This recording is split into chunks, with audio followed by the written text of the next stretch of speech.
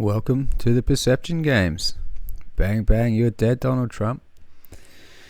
There we saw Snoop Dogg getting a hit on Donald Trump, the gangster. Snoopy Doggy D double jizzle on your finizzle.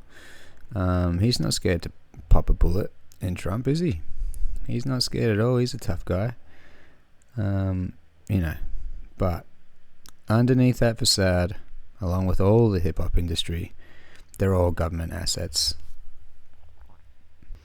And that's what I'm going to show you today.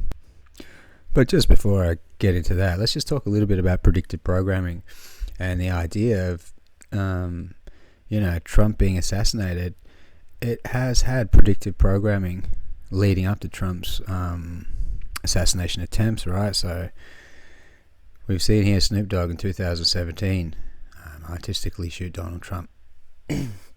Artistically, another lady took Trump's head as it was like some sort of artistic piece, and we've even had like a pastor who was on the Alex Jones show recently, Pastor Gibbs, I believe his name is.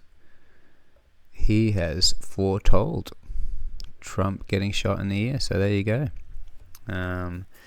But he was on the Alex Jones show, so obviously Alex Jones is controlled opposition. He's a government asset, for sure. So the predictive programming is everywhere, right? I do want to touch on more stuff about predictive programming, and a lot of the content I will be showing you a lot of predictive programming, but it is obvious here. I want to show you, this is Snoop 7 years ago, and he's demonstrating how he doesn't like Trump, right? He's talking a lot of smack about Trump, so let's have a little listen to that. I just want to say this real quick, now on no political shit. Ain't no fucking way in the world y'all can vote for Donald Trump when he come back up again. If y'all do vote for him, y'all some stupid motherfuckers. I'm saying that to y'all, and this punk motherfucker don't care. Don't vote for that nigga, please don't. Look what he do. He just don't give a fuck. Y'all honest, blue-collar, hard-working people and suffering. So if he don't care about y'all, he really don't give a fuck about us. So fuck him too. And fuck everybody down with Donald Trump. I said he is Snoop Dogg. Fuck him. Alright, so there's Snoop. Being a tough guy, talking about tough guy stuff like politics. Yeah, right, he's rocking his signature blue beanie too, because, all that Crips and Blood stuff, he is blue, so he's going to take this blue into politics. And he's always been tied to that Crip image, right? He's been pushing that gangster persona, and that gangster persona has been pushed for him. And he's, allegedly been part of the Crips and all that, but he's not a gangbanger. Let's be honest, guys. So, let's not forget, right? This is the same guy who has his brand built on a gangster lifestyle, right? Gangster rap came out in the early 90s. And Snoop Dogg and Warren G and Dr. Dre, they were killing it with gangster rap. They were all over the place with gangster rap by like 93. He's like the pinnacle of gangster rap. Guns, drugs, bitches, hoes, rims, all part of the act, right? So he's the guy who doesn't care about the law, is willing to pop people's brains out, and now he's here weighing in on political issues. And yeah, it wasn't just criticizing Trump, right? He was actually calling out anyone who performed for Trump and labeling him as Uncle Tom's, even going as far to label as Uncle Tom. So yeah, let's check this one out. So ain't nobody gonna perform for Donald Trump, huh? Which one of you jigaboo ass niggas gonna be the first one to do it? I'm waiting. I'm gonna roast the fuck out one of you Uncle Tom ass niggas for doing it. Which one of you niggas gonna do it first? Osby's the one that performs for himself. Alright, so there he is. You heard it from the man himself. Which of one of you lovely people is going to perform for Trump? He's definitely not very happy about it. He's pulling out the Uncle Tom vibe, the Nat King Cole thing, sort of thing. But Next thing you know, Snoopy Dogg is out there performing at a corporate gig for the exact same crowd. Stiffies, richies, whiteys, elites. Let's check this out and see how this party gets down, how this gangster really likes the party. Hey, here we go.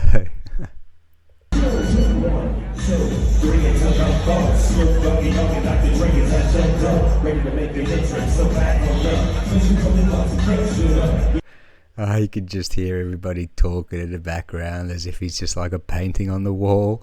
No one's actually dancing. So gangster, eh? Look at that sterile environment he's in. That gangster. He might as well be in some Las Vegas casino doing a corporate gig, eh? Or like some fancy hotel. It is laughable. It's an absolute joke. So this is what I'm talking about, eh? Like the political contradictions. More than that, why is Snoop even in politics? And on top of that, why is he flip-flopping on politics? Why does he care? He's out here acting like a flippity-floppity noodle. You know, he does. Let's be honest, guys. He doesn't know shit about politics. Anyway, that's the first part. I wanted just to set the tone for that, right? And now I want to dive into the real reasons why Snoop might actually be a government asset and how his image has been carefully manufactured. Alright, so here's Snoop Dogg before his image was manufactured. It's a picture of him in middle school. He's clean cut and well dressed. Definitely not a gangster from the streets, from a kid anyway. So, look, the mainstream narrative, I think, is that he turned into a gangster after school. But from this it's clear he wasn't a lifelong gangbanger or from a family of gangbangers, right?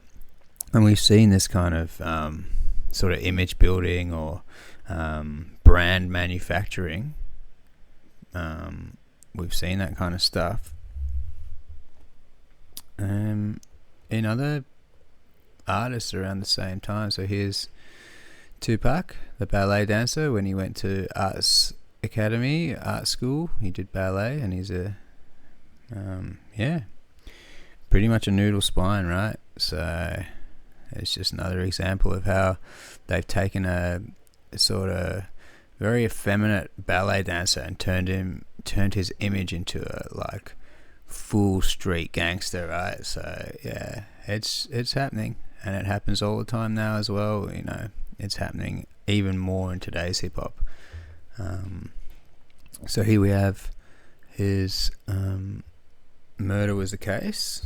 I think it's worth looking into this because this is kind of basically one of the main videos that crafted his gangster image, and it also ties into him making a deal with the devil, right? I can't actually play this, but the devil spoke to him, right? Then basically Snoop's like, but how long will I live? Devil's like, yep, eternal life and forever, so that's a pretty good deal. Will I be a G? Yep, you'll be a bigger G than you were before, and that's good. Okay, so far so good. You can have anything you ever imagine or dream of. It's a bit like Aladdin, eh? You get a genie, 3 wishes, that's cool. Relax your soul, let me take control. There's the lizard eyes, very good. And then he close your eyes, my son. His eyes are closed, and bang, they've done a deal with the devil, and we're all good to go, right? So very interesting symbolism there. The deal with the devil concept runs through the music industry all since, you know, Robert Johnson and the Crossroads. So it's a timeless kind of idea, but then, you know, we see him selling his soul to achieve fame, just like every other sucker, right? And achieve fame he did. This whole operation went beyond their wildest dreams in terms of the success of it, right? Basically, Snoop was facing a murder trial, and yet somehow managed to headline the MTV Music Awards and proclaim his innocence on a stage that amplified his persona to millions of fans. At the same time, the LAPD, despite having a warrant for his arrest, still allowed him to continue doing announcements for the music awards and waited patiently outside for him to finish. And the aftermath of that case just saw Snoop and Death Row Records just making hand over fist on the media frenzy. Murder Was the Case album was a crazy success, and that story reveals more than just clever marketing, right? It hints at a much darker dynamic where the lines between the justice system, the entertainment industry, and power are all blurred. What you're about to see is a breakdown of this pivotal moment, revealing how this calculated drama not only shaped Snoop's career, but also served as a chilling example of manipulation and control in the industry. This clip I'm going to show you is from a documentary called Snoop Dogg's Deal with the Devil by See Through the Script. So it is a interesting deep dive into the topic, and I would recommend checking it out if you've got time. Others felt the song was insensitive given the real-life events. Some believe the visuals, which depicted Snoop as a victim, were intended to sway public perception in his favor before the trial even began. After performing Murder Was the Case at the 1994 MTV Video Music Awards, Snoop would end his epic performance by proclaiming his innocence in an attempt to clear his name in the court of public opinion. Murder was the case that they gave me. I'm innocent. I'm innocent. On November 27, 1995, the trial finally began, spanning a total of 86 days and closing out on February 21, 1996. We, the jury in above entitled action, find the defendant, Calvin Brodus, not guilty of the crime of murder in the first degree. In Snoop's corner was criminal defense lawyer David Kenner, and at one point popular lawyer Johnny Cochran was also hired for a brief period. Cochran at the time was recently in the headlines for representing O.J. Simpson in his infamous murder case less than 2 months before. Despite such a publicized trial, Snoop managed to keep a level head throughout and continued to promote his upcoming music. Still, in interviews, especially after the trial was completed, he would get asked about the story behind Murder Was the Case and how a song turned into a whole album and short film, to which he said, I think I could do that. That's what I did with Murder Was the Case. It was a song off of my album Doggy Style. We took that song and put it on the soundtrack by itself and made that song a whole soundtrack, and it blew up and we did a movie off of it. First time ever. Again, with Suge in Snoop's corner, he knew how to capitalize on the case, solidifying Snoop's image as a genuine gangsta rapper and not just a studio gangster. He's made millions since the killing. MTV will cover his trial live and could make millions more. Alright, cool. Could make millions more. They're even accepting that he's made millions off that trial. Yeah, so he's made millions off that trial, right? He's made millions off his image of being a gangster rapper. Yeah, so he's made millions off of this image. And yeah, probably making millions more, even to this day. And it highlights how his brand and his persona as a gangster have been carefully constructed and vital to this whole business paying off, right? Take his legal troubles, for example. Snoop Dogg has been in and out of jail. I've got some clips here, like it was gun possession, marijuana charges, so just stuff that just seemed to disappear, but also add to the legend of him being a criminal. There's a lot of confusion and inconsistency around his criminal record. I can't find hardly anything to do with his criminal record in terms of court documents.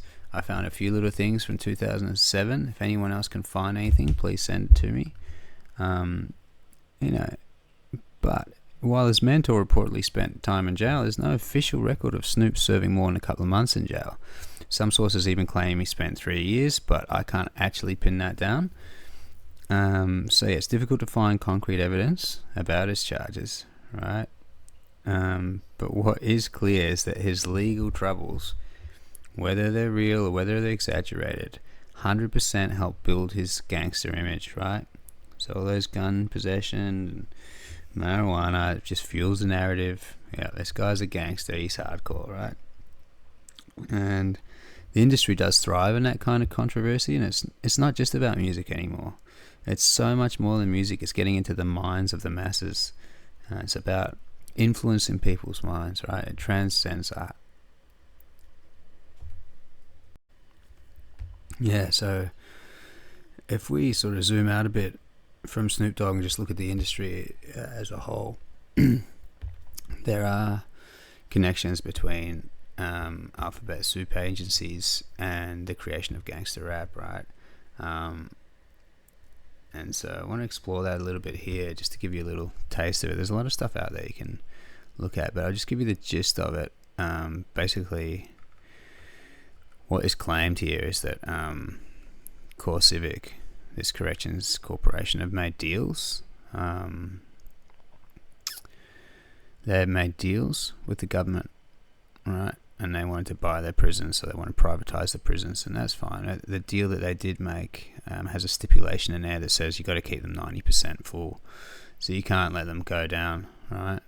No, it's interesting. It has ethical implications in terms of like having to make sure that there is criminals and that we can prosecute them and get them in the jails, right, to make money. So that is, it does have certain ethical implications. So now we're connecting this dot here, basically that Time Warner are a music industry company, right? They can sign artists. Not only can they sign artists, but they are also, they do own media companies. For example, Entertainment Weekly. So you could sign Jimmy the Gangsta today, right? But then you could have him get famous through your other businesses, like put him on the cover of Entertainment Weekly next week. So it's a whole big system, right? But the link that they're drawing here, we saw Core Civic privatize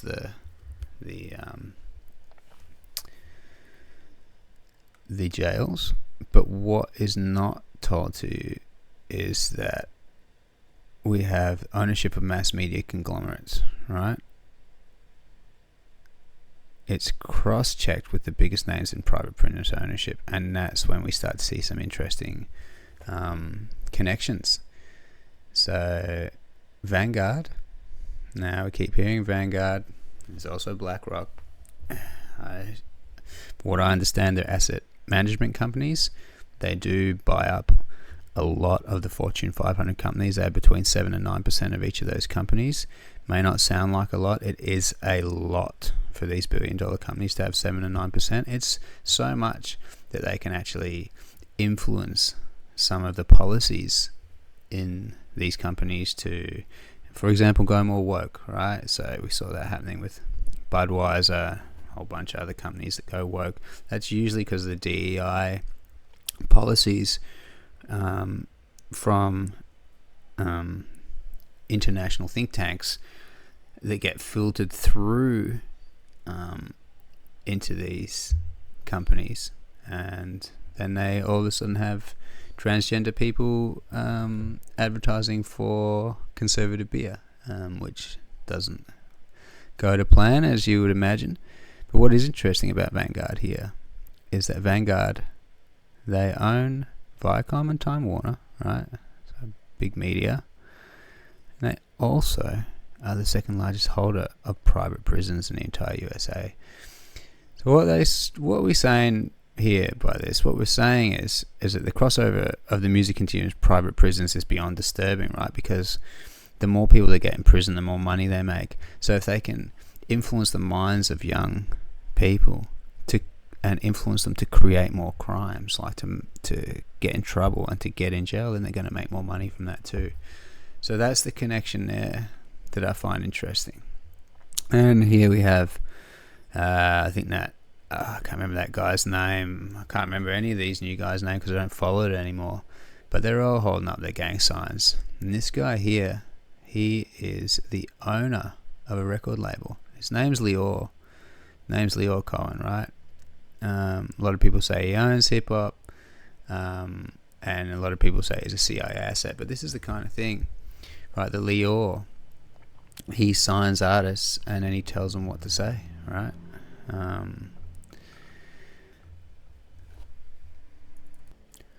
And in terms of Leo Cohen having ties to the government directly, I will just say now that I did a quick search on him, and currently he's YouTube's global head of music, right? Which is very interesting, because it also says here Leo Cohen announced today a new Department of State YouTube partnership. Now, there it is right in front of your face. What are we talking about here? A government contract with YouTube, and Leo is running YouTube, right? So they're obviously in cahoots. The government and YouTube are working together, and Leo is at the top of that chain, making sure that they're working together. So it further implicates Leo Cohen as doing work with the CIA, and also having this revolving door where he's now the head of YouTube Global, head of music. Yeah, so people like Leo, they're handlers of artists in the music industry. The artists in the music industry are signing deals with the devil. They're doing it all the time. I've already shown you Snoop Dogg doing it. Here he is, idolizing the devil again. I don't know what y'all thought this was, but this is the GOAT. I had this made because somebody told me I was the GOAT. So I wanted to make me a GOAT chain. All that other shit y'all talking about, I don't know what y'all talking about, but this is the GOAT. Greatest of all time. Yeah, he doesn't know what anyone else is talking about. I think he's got a very good idea what everyone else is talking about. And I think that imagery and those horns says a lot about what's going on in the industry and the underlying agendas. Alright, let me wrap this up by pointing out the ultimate contradiction, guys.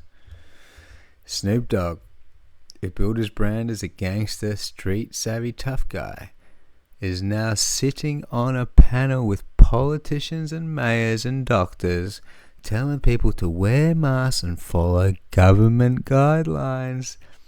Seriously, wear your mask, everyone, and do what the government says. How gangster is that? This is Snoop Doggy Dogg, the supposed criminal, now pushing compliance and doing PR for the establishment. What a joke. People of color have been some of the hardest hit by COVID-19, and tonight the mayor of Inglewood teamed up with Snoop Dogg and Dr. Barbara Ferrer to discuss the impacts on the community and offer insights on a path forward. Eyewitness News reporter Eileen Frere has more.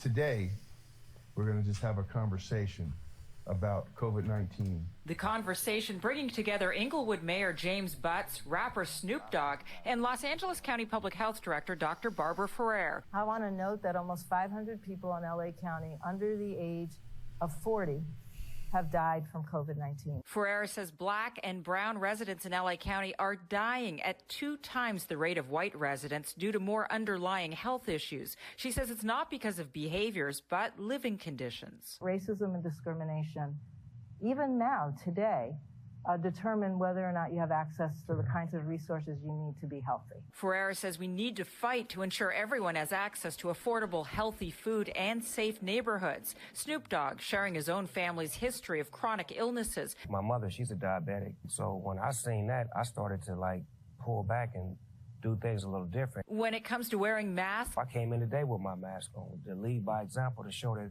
I'm following protocol because I really want to find a way to better this. The 3 encouraging people to learn more through the county's website. Eileen Frere, ABC 7 Eyewitness News. It's time to wake up, guys. Time to see what's going on. These celebrities are an illusion. Their entire persona is manufactured, and their allegiance isn't to you. They just do what they're told.